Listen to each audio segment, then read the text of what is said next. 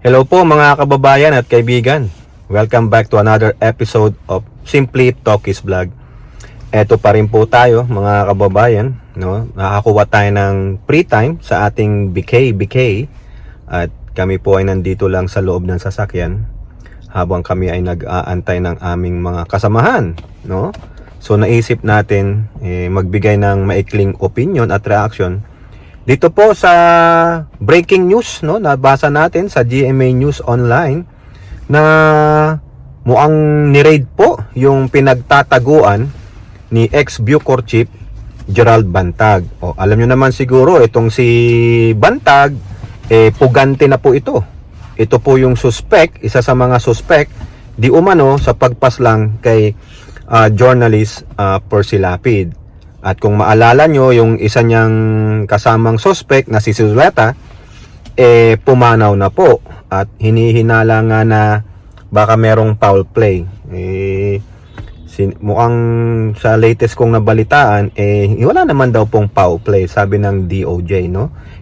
Tama nyo kung nagkakamali ako. Pero ito pong latest news ng GMA News Online, ni-raid po ng NBI yung itinuturong naging hideout ni Bantag. Base sa impormasyon na nakalap ng NBI, yan daw po ay nasa Santa Rosa, Laguna at sa Caloocan. Yung pong sa Santa Rosa, Laguna, in-sledgehammer, ginamitan ng sledgehammer yung pintuan, no? At natagpuan po nila may mga bala doon pero walang bantag. At doon naman po sa Caloocan, no, wala rin po si Bantag. Pero may mga natagpo ang mga baril. So, wala. Nabokya po ang ating mga otoridad kasi baka mas malakas ang intelligence ni Bantag kaysa sa mga otoridad natin. Diba? Kayo naman dyan, NBI. Kayo naman dyan, PNP. No? Paganahin nyo yung inyong intelligence pan. Paganahin nyo yung inyong intelligence. Grabe naman, oh. Lagi kayong napapalautan, di ba? Wag papatay-patay. Kaya nga may pondo kayo, Kailangan, yung mga ganyang bagay, koordinasyon. Hindi yung makakuha lang ng konting tip. Kailangan, i-verify maigi, no? Tulad po ng mga ginagawa na napapanood natin sa TV, may nag-i-stake out ng mga otoridad. O halimbawa, ito yung suspected na hideout nila, huwag nyo agad sugurin. Kung may nagbigay ng tip, okay, gawa ng plano, i-stake out ninyo. O, stake out for how many nights? Kung talagang nandyan si Bantag. Saka sana, walang mole. Alam nyo yung traidor sa grupo ninyo. Baka, malay nyo, merong naiplanta dyan si Bantag, nakasamahan nila. O sasabihin, ito, tinitiktikan ka na. O, sige. Diba? Ganun Hindi mo masabi kung meron nga o wala. Pero, dyan sa nangyari, wala. Mukhang 10 step ahead si Bantag sa ating mga otoridad. Yun lang ang nakakaawa naman tayo, mga kababayan. No? O, hopefully, itong si Bantag, si Tebes, na kung saan, mga pugante, no, may isasama pa tayong isang pugante mamaya, no, mahuli, no? Si Tebes mukhang wala na siyang advantage. Ang tanging natitirang leverage niya ngayon, mga kababayan, mag-antay tayo ng 40 days. Actually, lumalakad na yung 40 days Bakit 40 days? Kasi ayun po yung patakaran o due process doon po sa Timor-Leste. Didinggin po ng Timor-Leste yung kaso niya na extradition, no? At after that, magde-decide sila kung i-extradite nila si Tebes o hindi. Kasi po, paalala ko lang ulit sa inyo, ang Timor-Leste ay walang extradition sa mga countries na hindi Portuguese-speaking countries. No? Ulitin natin. Ang tangi pong merong extradition ang Timor-Leste ay yung mga bansang Portuguese speaking. Pero other than that, hindi sila basta-basta nag-extradite. They have to take a due process. Tulad nung kay Tebes, 40 days. Kaya nga po nakakalungkot, no? Nung pumunta doon yung ating gobyerno, yung MBI, Saka yung extradition committee, nabokya po sila. Ano pa nga po kumbaga, ano ba yun yung nabasa ko, nakikipagsigawan pa sila sa mga otoridad doon sa Timor-Leste kasi gusto nilang makakuha ng proof of life kay Tebes, pero parang hindi sila inaalaw, no? Siguro after diplomasya, talks, napayagan po silang kumuha ng proof of life, mapicturan si Tebes. Tayo dyan, 40 days. After that, baka may gagawin na naman ng kampo ni Tebes. Mahusay po abogado niyan, si Topacio, di ba? Ilalapit daw nila sa United Nations, parang Human Rights Committee ng United Nations, UNHR. Daming paraan talaga, no? Kasi takot na takot si Tebes Sabi niya baka daw ipapatumba siya di ba? Nanganganib ang buhay niya. Actually, nag-apply ulit sila ng political asylum sa Timor-Leste. Talagang mga duwagers pala no? Kung wala namang kasalanan, bakit hindi harapin? Di ba bantag? Kaya at least si Tebes nasa oblo na. Baka naman buhay hari yan sa oblo ng Timor-Leste makwarta si Bantag, ewan natin kung nasaan siya. Pero mukhang siya ay 10 step ahead sa ating mga otoridad. Dito natin parang masasabi, so far, bokyang-bokya ang MBI. Mahinang mahina. No, pati kapulisan natin mahina. Ang pambira Grabe no. Talagang ewan ko mga kababayan. Ngayon, may isa pa tayong sasamang isang pugante. Si Kibuloy. Tatanungin natin si Kibuloy, where are you now? Nasaan ka na ba, Kibuloy? Magparamdam ka naman. Actually, mga kababayan, no? Yung mga maisog ba? Yung mga nagpi-prayer rally daw ko, no? Di ba nabokya sila, rejected sila sa Bulacan. Ngayon, doon naman daw sila ngayon sa Davao del Norte, sa bayan nung gustong maghiwalay ng Mindanao sa Pilipinas at nananawagan na mag-resign pa rin ang presidente, si Pantaleon Alvarez. Doon naman sila. Siyempre, balwarte nila yan. Ano pinaglalaban itong mga to? Philippines not for sale? Ulul. Kayo pa ang may ganang magsabing Philippines not for sale? Tignan nyo muna si Duterte. Tapos ang kapal-kapal ng mukha nyo magsabi dyan na poster nyo, Philippines not for sale. Mga sinungaling. Tingnan mo sila nag-aaway, di ba? Sabi ni Harry Roque Talakitok, may gentleman's agreement. Kinontra naman siya ni Panelo, laging nag-aaway yan. Diri mo pareho pang former spokesperson niya ni Digonggong, di ba? Sila hindi magkasundo ng naratiba. Sabi ni Panelo, yung nagsasabi ng may gentleman's agreement, sinungaling yan. Para lang sa kanyang papansin. Tapos sabi ni Digong, nakita ko ng quote card mga kababayan Sabi ni Digong, wala akong gentleman's agreement. Ito, latest. Sa pag-iikot ko sa Facebook, nakita ko post ni Harry Roque. Nagbigay siya ng link.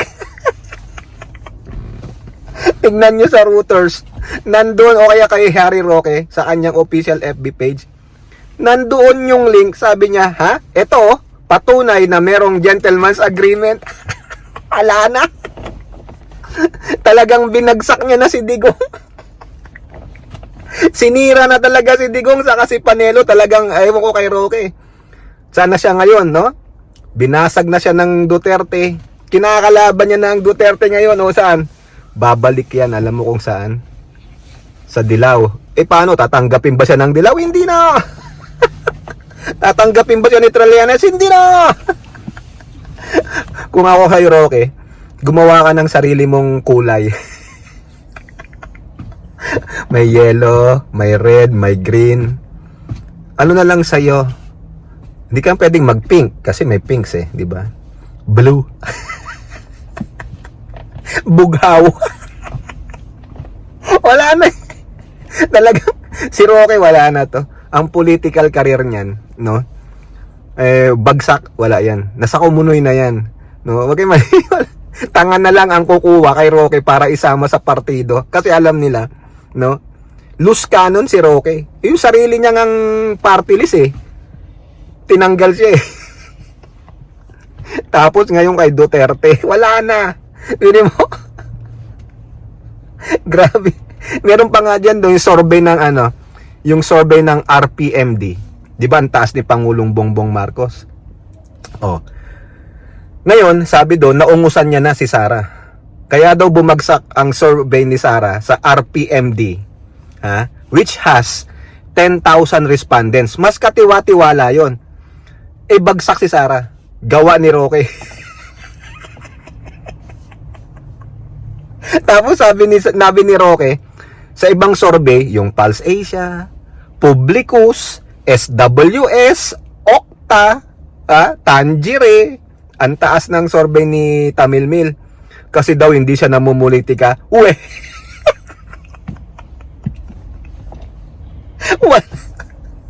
Hindi daw namumulitika si Tamil Mil, kaya daw ang tataas ng survey result niya dun sa mga ang respondents ay 1,200, 1,500. Maswerte na ako maka 2,000 respondents yung mga yon. Lalong-lalo na sa Publicus Asia. Sino ba yung may-ari ng Publicus Asia na yan? 'Di ba? Alam nyo naman. Kaya ako mukhang duda na ako sa mga survey. Hindi ka panipaniwala. Lalo na kung ang respondents mo ay below 5,000. Ilang libo o ilang milyon ang voting population. Tapos magsusurvey ka ng 2,500, 1,500, gunggong, di ba?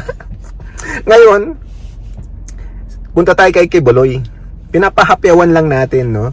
Si Kibuloy, wala na talaga mga kababayan. Nabahagang buntot. Ang tanong, pupunta ba siya sa April 14 na prayer rally kuno ng mga Baal supporters? Doon sa Davao del Norte? No? Kung ako lang kung ako sa NBI at police, padala ako doon, no, ng agent ko. Pero kunwari civilian, titik-tik ako kung lalabas si Kibuloy. Taga Davao di ba? Malay nyo, sabi niya kampante siya. Nandito ako sa Davao, walang gagalaw sa akin. Yun ang akala mo. Kung ako sa ating gobyerno, DOJ, NBI, kapulisan, kung talagang gusto nyong masilo yung mga yang pugante na yan, si Bantag at si Kibuloy, magbigay kayo ng reward. Paglabas kayo ng reward money, by millions, nako. Sa hirap ng buhay ngayon. Maraming magkakanulusan sa dalawang gago na yan. Wala Siyempre, walang reward, walang kikilos dyan. Baka nga mas malaki pa yung binibigay ng dalawa dun sa mga halipores nila. Wag lang silang ichuchu. Pero magbigay kayo ng reward dyan. Ay, naku. Ang bilis pa sa alas 4 niyan. Ang dami na kaagad hotline tip. Dito po, nakita ko po si Kibuloy. Nakita ko po si Bantag dito. Diba? Diba, Pangulong Bongbong? Magbigay na lang kayo ng reward. Kayo naman, Ninong Martin, magbigay na kayo ng reward para matigil na tong kahibangan ng dalawa na yan. Mga walang iyan, mga pugante na nga namamayagpag pa. Kaya isipin nyo, kung may reward dyan, meron sa mga alipores nila, kakalas yan. Hindi ka ba naman mag-reward ng milyon sa dalawang gunggong na yan? Di ba mga kababayan? Tawa-tawa lang tayo dito, pero seryoso po yung ating opinion. Totoo po yun, no? Baka mawala sa isipan ni Kibuloy, nasa Davao ako, kampante ako, walang magkakanulo sa akin. That's what you think. Kung si Judas nga 13 pilak lang kung may magbigay ng kalahating milyon to 1 million, di ba? Di ba? Maraming mga vloggers, influencer dyan ganito monthly, sige, ganito na, baliktad na ako, di ba? Yun yung mga mukhang dollar sign. Walang inisip kundi si dollar sign. Sabi nila, sa hirap ng buhay ngayon, sige. O, ayan po mga kababayan. Kayo, ano pong masasabi ninyo? Ha? Si Bantag, nakapuslit pa. Si Tebes, nasa oblo. 40 days ang tayo natin. Bakit 40 days? Parang yung may nilibing ka, okay, 40 days antayin natin. Tapos, papapasyon tayo. Tapos si Kibuloy, ganun tulad ni Bantag, no? Hopefully, makalimot si Kibuloy, umatin dun sa Maisog sa April 14 sa Davao del Norte. At sa akin lang opinion, siguro kung gusto talaga nating mahuli yung dalawang bugok na yon, no? Magpa-reward money. Magbigay ng reward ang ating pamahalaan. Di po ba? O kayo po, no? O pati si Roque na rin, sama na natin, no? Ano masasabi nyo dyan sa nilabas na patunay ni Roque na merong gentleman's agreement? Talagang wala na. Sinira na ni Roque, binira niya na lahat, loose cannon talaga, wala na eh. Wala na siyang makakapitan ngayon. Takwil ka na ng Duterte. Sinira mo kami, gago. O kayo po, ano po inyong masasabi? Comment down below and don't forget to like and share. Hope to see you on our next videos. Bye bye. God bless.